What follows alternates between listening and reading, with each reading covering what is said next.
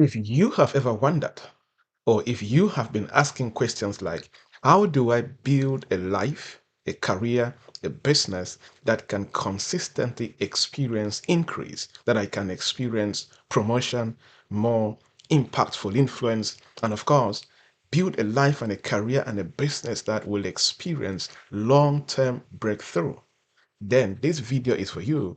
And I would like to encourage you, stay till the end, and you will learn the foundational principles and the laws that enhances or will enable you to be able to achieve this. I always say, if you see anybody who is living life, building a career, building a business, and they have not been conscious, or they are not thinking of how can I consistently grow, how can I consistently experience increase, how can I consistently experience more influence, more impact, more promotion, then that person is not really thinking straight or thinking ahead about what they are building. Over time, in my experience, in my work from research and studies and coaching, and of course in my own life, I have been doing a lot of research on this. How do we as a people, and how do the elites, how do the people who have been able to stay in different industries and different businesses for 30 years and 50 years and even 100 years, how are these people able to achieve this? And I have learned a couple of things, and I would like to share with you one of those things that I believe is the most critical, that if you understand and you practice it, I guarantee you, I know it's a big thing to promise, but if you understand this and practice it, I guarantee you, you will come to a place where, despite the uncertainty in the future, despite the challenges, despite the difficulties, you will consistently experience increase. You will consistently experience progress. And of course, come to a place where you will experience that long term breakthrough. I have put some thoughts down and let me share with you.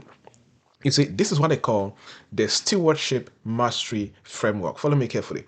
You see, stewardship is one of the laws, and stewardship is one of those laws that is both a spiritual law and, of course, a physical law, right? So it's something that you have to pay the price to understand. But in terms of using this to experience what I've spoken about, understand the foundation, then I will share with you. I have over 7 framework solutions that you can implement this to come to a place in your journey where you will experience that increase consistently and promotion and influence and long-term breakthrough. But I will not be able to cover all the 7, but I will cover maybe 2 or 3 in this teaching. Before I share with you these practical things to practice, let me lay the foundation so you understand this, because the right understanding gives you access to more impact and more result. Now, number one is stewardship is not ownership. You see, people who will experience increase and breakthrough consistently need to understand that, breakthrough and increase and influence and impact is for stewards and not people who own. I'm going to explain. You see, stewardship is the responsibility of managing, multiplying, and maximizing what has been entrusted to you. And we all, you and me, God has entrusted a lot of things into our hands. And the law of stewardship will teach you how to manage, how to multiply, and how to maximize what has been entrusted into you. Now, from my studies and research and analysis, and of course practice, I have come to this conclusion. The greatest leaders, the greatest professionals, the greatest disruptors of industries, the greatest business executives are not just visionaries. Yes, it's good to be a visionary, but I've discovered something deeper in their lives from studying them. They are stewards of assignments. They are people who understand that they have been entrusted with talents, and they need to use these assignments and these talents not to create just personal impact, but to create generational impact. Follow me carefully. Now, many fail not because they lack resources. I always say that it is not the lack of resources that people suffer, it is the lack of resourcefulness. Right? So people fail because not because they lack resources, but this is why people fail. They fail because they have failed to identify and develop what has been entrusted to them. You and I, there is something that has been entrusted to you and I. And until we identify it and pay the price to develop it in a way that your generation has no option than to be a stakeholder in what you have developed, then you will not be able to experience that increase, that influence, and that long term breakthrough. This is still my introduction and foundation. Follow me carefully. Again, you and I have all been entrusted with something. You and I, we have all been committed with something to steward here on earth. It could be purpose, it could be vision, it could be talents, it could be even your time, it could be people and opportunities that come your way. It could even be the money you have been able to make over time. These are resources that have been entrusted into you. But the goal is, or your ability to identify these things and steward them is what will change or differentiate you from other people. That's why I always say that stewardship is the key to increase. Understanding the principle of stewardship and not just understanding but applying it, which I'm about to teach you how to apply the law of stewardship to experience increase and influence and long-term breakthrough. He says stewardship is the key to increase. Let me explain. Because what you manage well will grow. Let me say it again.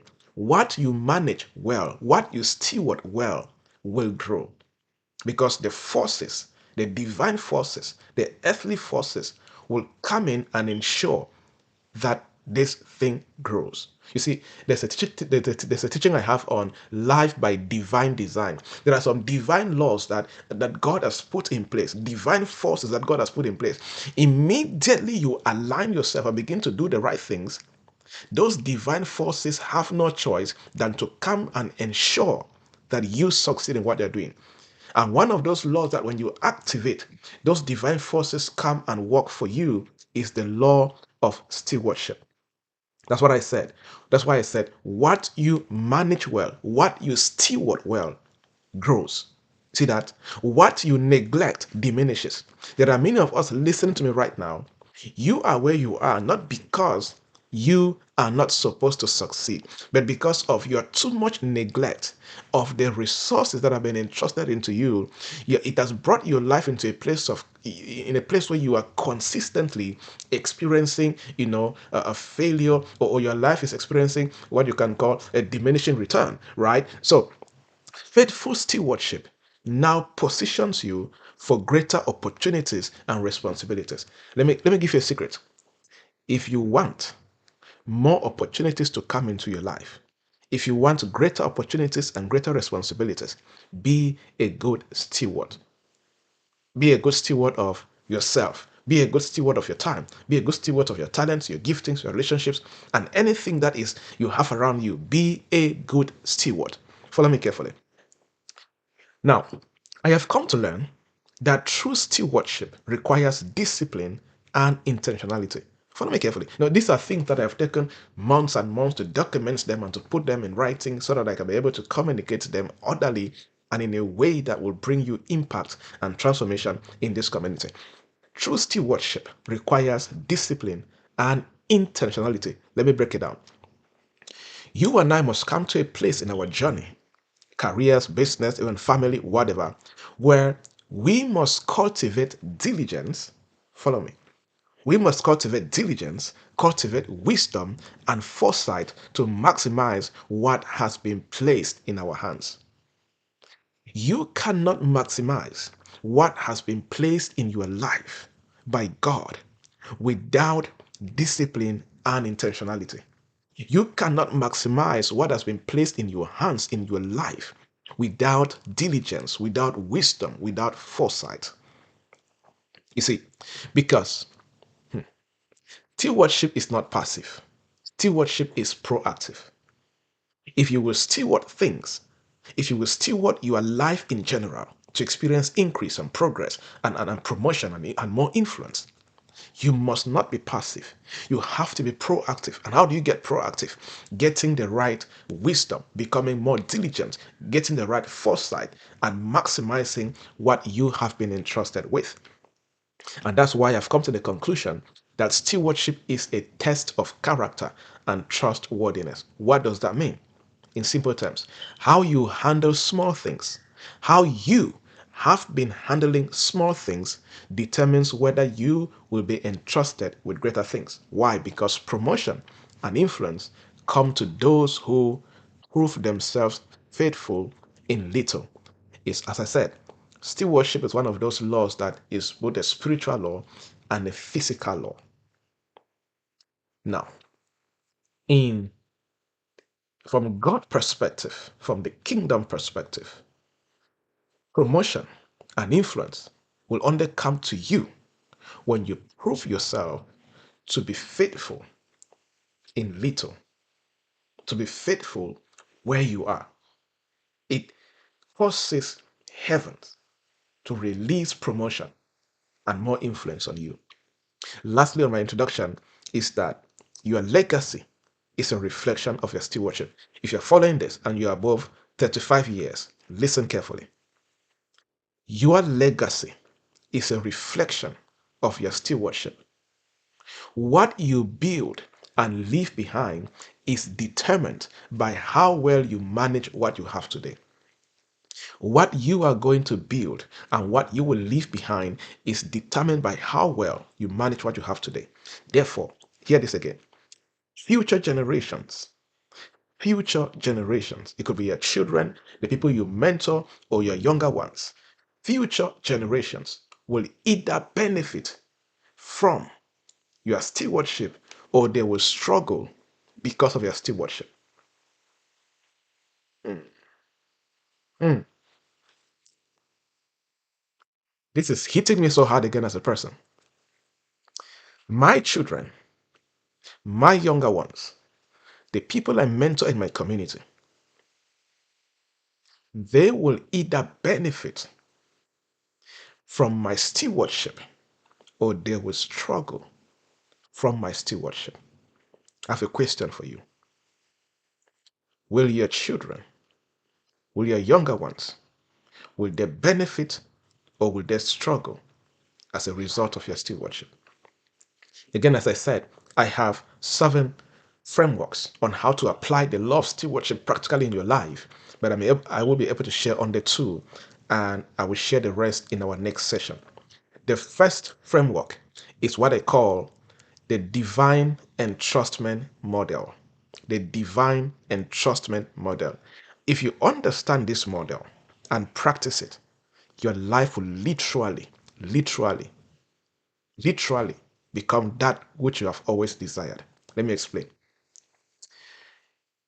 The divine entrustment model talks about your ability to understand your assigned stewardship.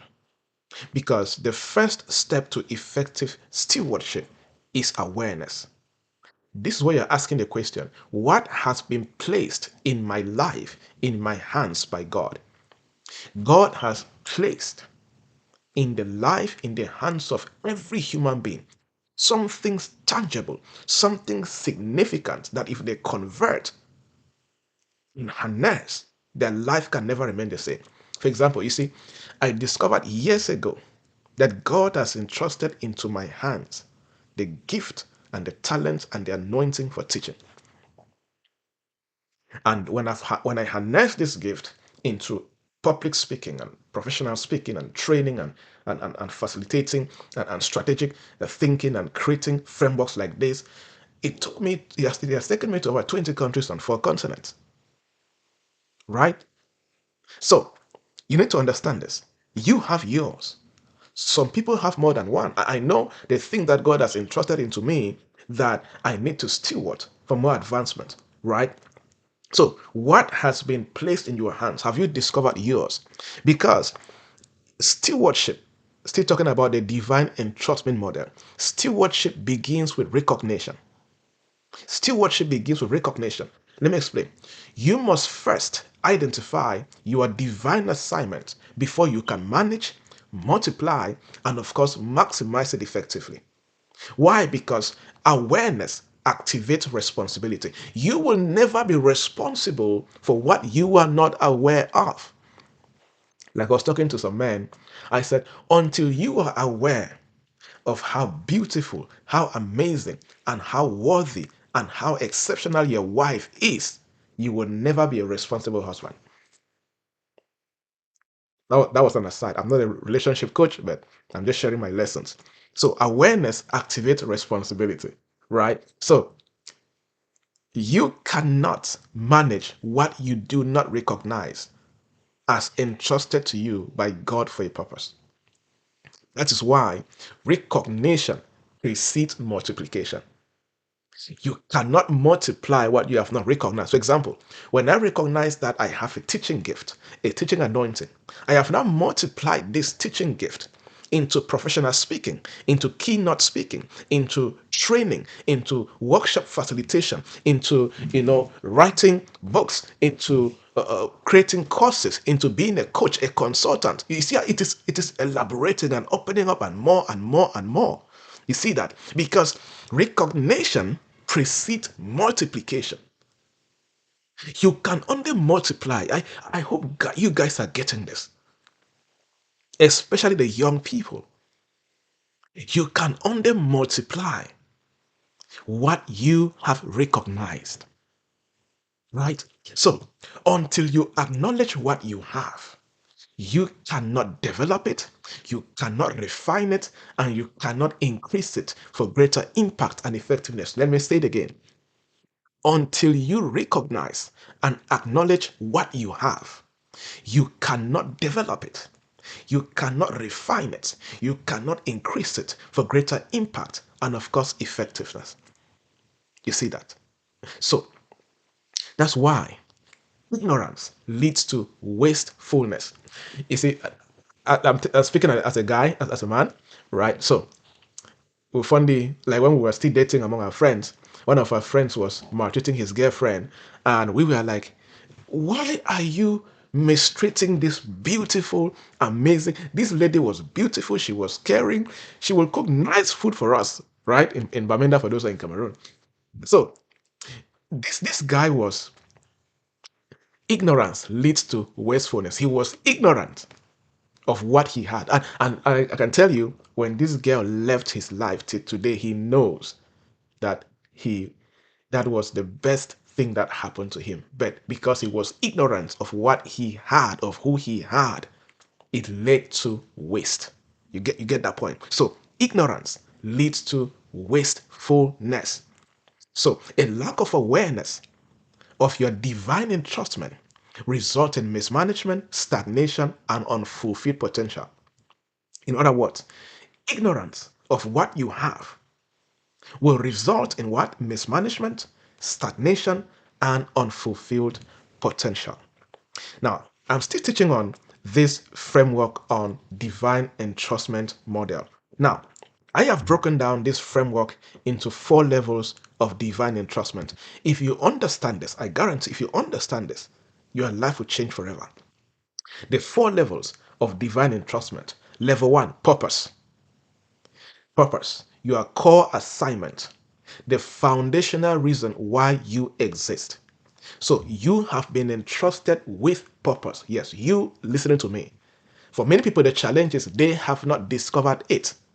But every human being is entrusted with divine purpose.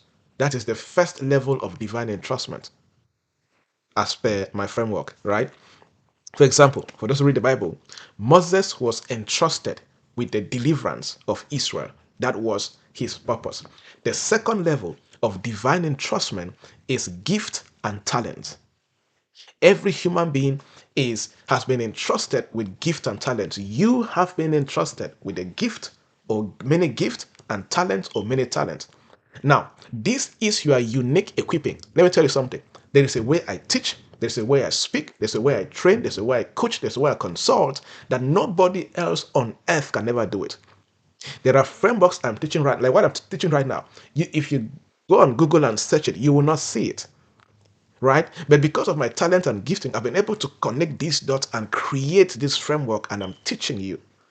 I can only do this because I am doing it from the place of giftings, from the place of talents that I have refined. Why? Because my giftings, my talents are my unique equipping. These are the tools that God has used to equip me in a unique way to function in my assignment in level 1. you have yours too.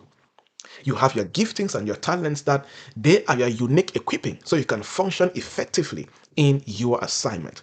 So the tools and the abilities given to you so you can fulfill your assignment. For example, King Solomon had the assignment of being a king and leading the people of God in his generation. So God entrusted him with wisdom to lead. You see that? Now, the third level of divine entrustment is resources. Resources. We all have been entrusted with resources. Yes, you have a lot of resources entrusted to you. And your resources are your access to influence. Yes, you will not become a person of influence without resources.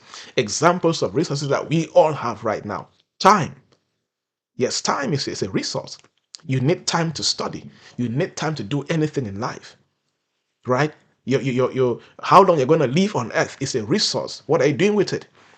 Relationships, your family members, your friends, your colleagues, your schoolmates, everybody around you is a resource, right? The assets that you have so far, my phone is a resource, my laptop is a resource, anything around me, that this microphone is a resource, money is a resource. There are so many resources around us that we have. And until we know how to convert these resources, we are not going to be able to experience increased influence and long-term breakthrough, right? So, for example, in the Bible, Joseph was entrusted with administrative leadership in Egypt, right?